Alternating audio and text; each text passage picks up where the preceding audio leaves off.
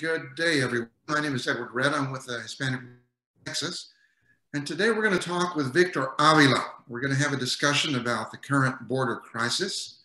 We're going to find out if it indeed is a crisis. And we have a very experienced guest with us. So I'm introducing Victor Avila. Victor is a retired special supervisory special agent with U.S. Immigration Customs Enforcement, IC, Homeland Security Investigations, HSI, under the U.S. Department of Homeland Security. While on assignment in Mexico, Special Agent Avila suffered multiple gunshot wounds and survived a violent clash, an ambush by the Zetas cartel. His partner, Jaime Zapata, was killed. We're honored to have you with us today, Victor. Sorry for that long read for our viewers, but I thought you'd like to know a little bit about this brave and selfless young man. So, Victor, we're living in a time where, depending on narratives that people hear, there's a border crisis or there's not a border crisis. You know, just questions for you and go through them quickly. First of all, is there a real crisis? Is there a surge? What are the numbers? What are the facts telling us, Victor?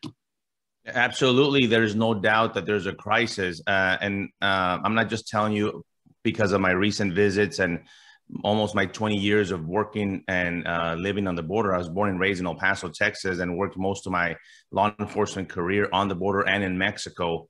And this is the worst that I've ever seen it ever. And I get the same responses from the border agents that I talk to on the ground, the other ICE agents on the ground, and they have never seen this ever, including the sheriffs down in Valverde County, Kinney County, down in McAllen area. I've talked to the sheriffs personally, and they have never, ever seen this. We know that we've had immigration issues for a long, long time, and we need to fix that. But this is extraordinarily different, and it is something that we have never seen before. And like you said, because of the numbers are just extraordinary when it comes to the illegal immigration coming through just all of the border. But in Texas alone are hundreds of thousands of people. In the last several months, we've had over 180,000 people a month detected. These are the people that have been detected, have come into custody by Border Patrol, and have been released into the country. Last month, they dropped a little bit to 130,000. That could be attributed a little bit to the heat, in the Texas heat. But it hasn't stopped. These are extraordinary numbers. Just right now, since the Biden administration took over and has basically opened the border, we have over 1 million illegal aliens that have come into the country since then. And at this pace, we'll have close to or over 2 million by the end of the year. So it's definitely a crisis, and it's something that is it's a humanitarian crisis as well, because of what the people are going through, the migrants, and what they are put through the cartels in Mexico. And we'll get into that a little bit more. Okay, thank you. So it's accurate to say that this has really spiked in terms of numbers in just this calendar year. Is that correct? That's absolutely right. When you compare the numbers to last year, this year, just half of the year has surpassed all of last year combined. And so it just goes to show that you have an extraordinary number of people coming from 83 different countries. And this is what people need to understand. It's not just Mexico and Central America. 83 different countries from around the world are gaining access, undisturbed access into the United States. Yeah, I've seen interviews with some of those people in a PBS documentary. Okay, you've confirmed to us that the numbers indeed are asked. One figure I heard recently was that we're at a 20-year high. So we know that the facts on the ground show that the numbers of people have increased dramatically. What is behind this? Why are more people coming now, this calendar year, than were coming last year at this time? Tell us about that a little bit. And Edward, I don't want to be facetious here, but that's the easiest answer that I always give, and that's because of the Biden administration and Joe Biden opening the border. And a lot of people think it happened on January 20th when he became president, but believe it or not, this started happening on November 4th. After they saw that President Biden had won the election. And that's when the actual surge happened. I've talked to these individuals that have come from Venezuela, Argentina, Mexico, Central America, down at the border. And the first thing, and when I ask them, why didn't you come now? Why didn't you come last year? Why didn't you come 2 years ago?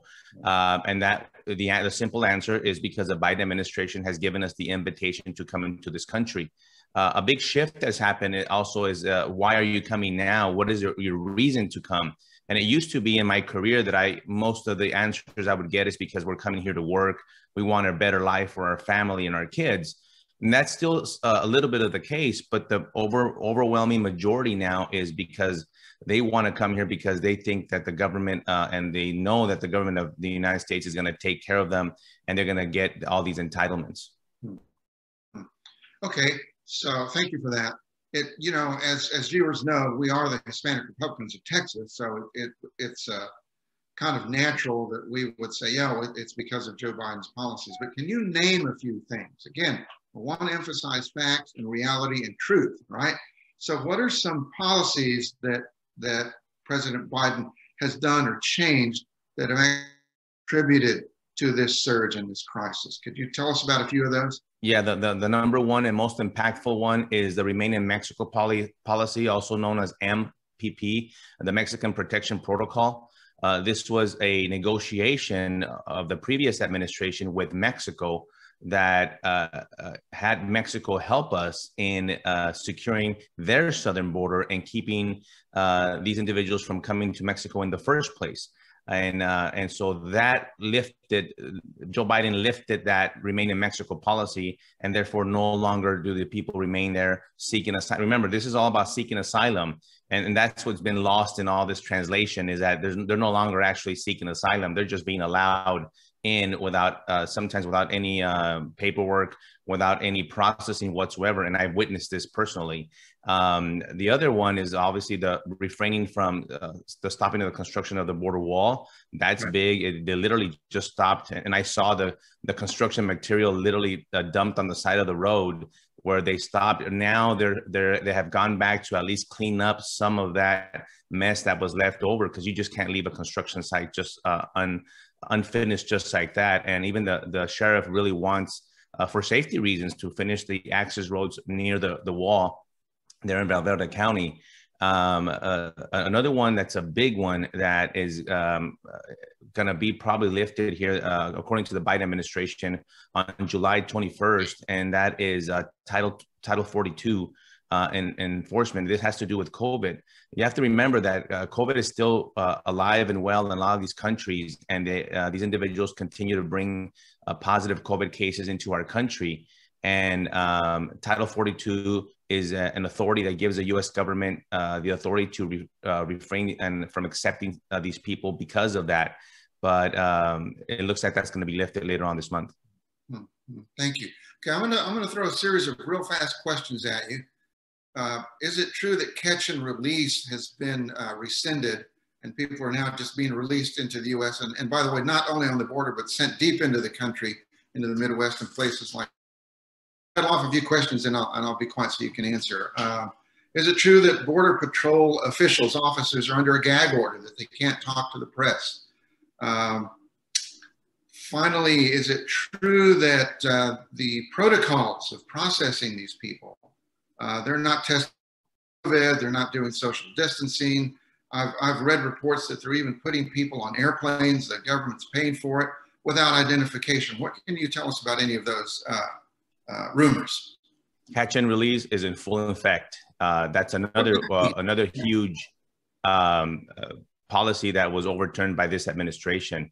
A catch and release, for people that don't know, is when the Border Patrol apprehends you, catches you in the United States, and releases you, but releases you into the United States, not release you back to your country. And that's important for people to know. Right now, that is in full effect, meaning that all these people that are apprehended by Border Patrol, some are processed and some are not, are still released into the United States. The number of human smuggling cases, these are the people that do not want to be detected by Border Patrol, that come smuggled by the cartel and get caught, still get processed and still get released into the United States, unless they have some kind of criminal history, then they get sent back. The gag order, this is a real thing. I talked to the agents down in McAllen. They are prohibited from talking to anyone. And they talk to me as a retired agent. I've talked to agents from down in McAllen all the way to Hudspeth County and El Paso, Texas, and New Mexico, and they are overwhelmed. They wish the people could understand the real story of what's happening at the border, and that's what I try to bring people is a reality of what's happening in the border and how it's going to affect the rest of the United States. You talk about the last one was putting people on airplanes. I myself witnessed it in McAllen. Hundreds of individuals illegally present in our country going through our airports, and also through private airplanes. But I'll talk about the airports first. I've seen them in McAllen, Texas, and the airport not even go through TSA checkpoint like we have to. As U.S. citizens, we have to go through a TSA checkpoint, check our ID. They don't do that. They've come into the back of the airport and given special access. I was in Del Rio, Texas, just a few weeks ago and just a few days ago, and illegal aliens from Africa, Uganda, boarding the same plane that I boarded, but without showing any identification, no visa, no passport, no identification, whatever, and they were allowed to board an airplane. Yet, if I'm a U.S. citizen, I couldn't board the airplane without showing my ID. Yeah. It is absolute lawlessness, and the policies are upside down and backwards. That's what they are. Yeah, yeah. Wow, that's remarkable. Real quick on the COVID protocols. Well, it's very, and I'll tell you this, it's very confusing when it comes to the different sectors along the border. There was some testing initially. Just on 2 days ago, I was at Valverde County Jail with the sheriff, and the 8 illegal females they had in a tank, they're all positive with COVID. It continues to happen.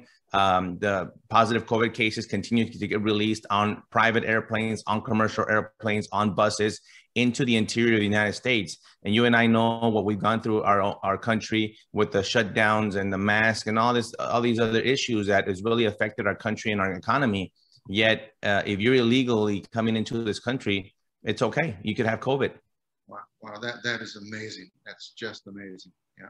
Okay, moving on to a different topic. Let's talk for a minute about the cost to human beings, right? The migrants themselves, the American public. Tell us what is the downside of all of this? What are some aspects that we need to be aware of?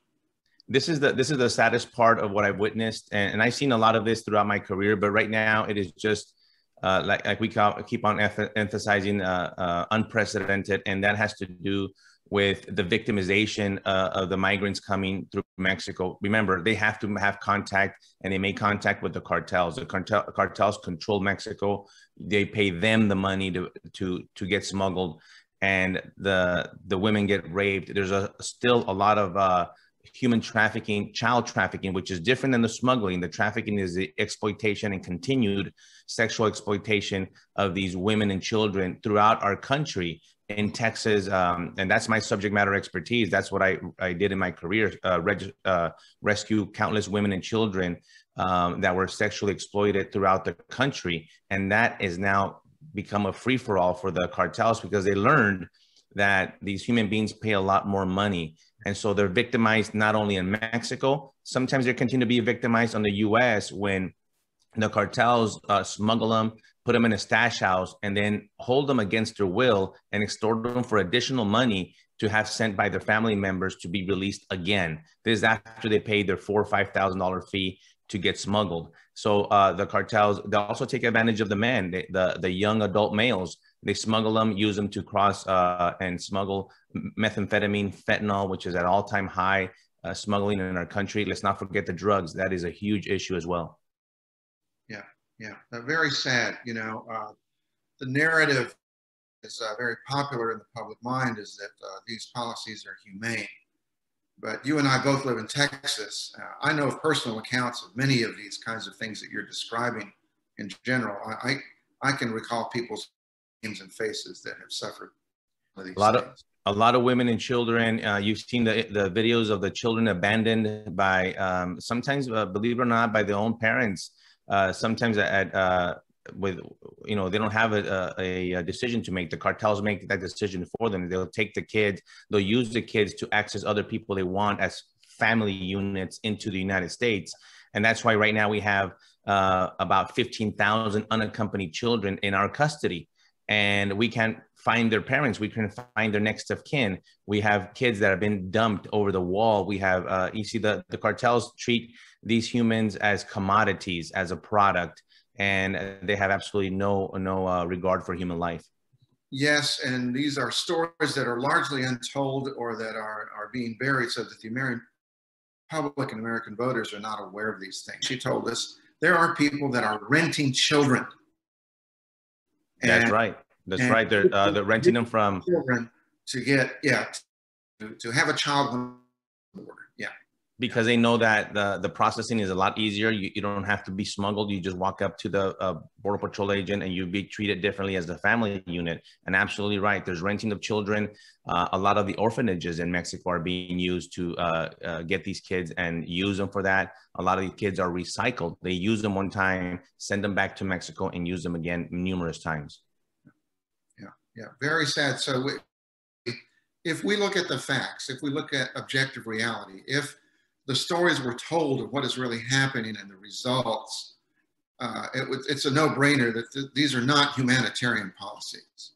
And absolutely not. This is not one of those cases of there's nothing to see here. There's a lot to see here, and it's largely inhumane, largely cruel to many, many people. All right, last two questions. And I'll state them both and then let you respond. Thank you. What are the risks to Americans? What's the impact for communities, to the interior of the state? And then we want viewers to be able to act on something. What normal people do. So tell us a little bit about impacts, risks, and then what can normal people do about any of this? I talk about this a lot when it comes to the risk of not just on our border states, but the rest of our country, like you mentioned, Edward. And let me tell you the three areas where we will be impacted throughout the United States. We're going to be impacted in the criminal justice system. We're going to be impacted in the healthcare system, and we're going to be impacted in the Spanish. Sometimes they don't even speak Spanish. They speak a different dialect. So forget English. We have them with a lot of health issues. They've never been vaccinated for anything. Forget about COVID. They've never been have the regular vaccinations that you and I have in the United States since we were born. And so a lot of them are bringing with a lot of health issues. And so you'll see the impact. The schooling is going to be huge. And unfortunately, the big impact as well is going to be crime. A lot of these individuals that are being smuggled have criminal histories, have links to gangs, MS-13, have links to the cartel.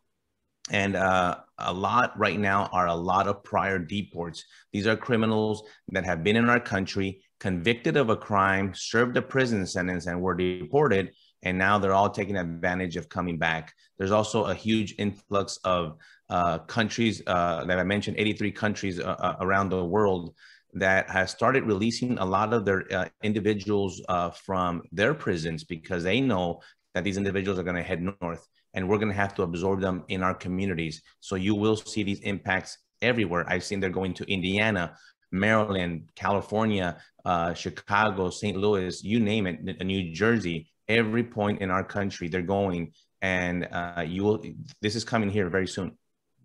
The second question here about action. It's very important that people, I use the term to be aware. It's not just waking up, but just become aware of what is happening.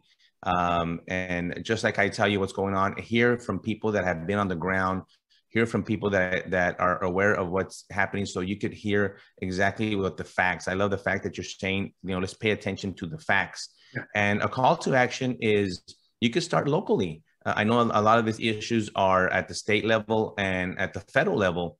And you could definitely contact those representatives that represent your district and your neighborhood. But how about starting locally? Pay attention to your city council, to your county commissioner meetings. How about your school board? Go to one of these meetings once a month. You'll be surprised what you learn.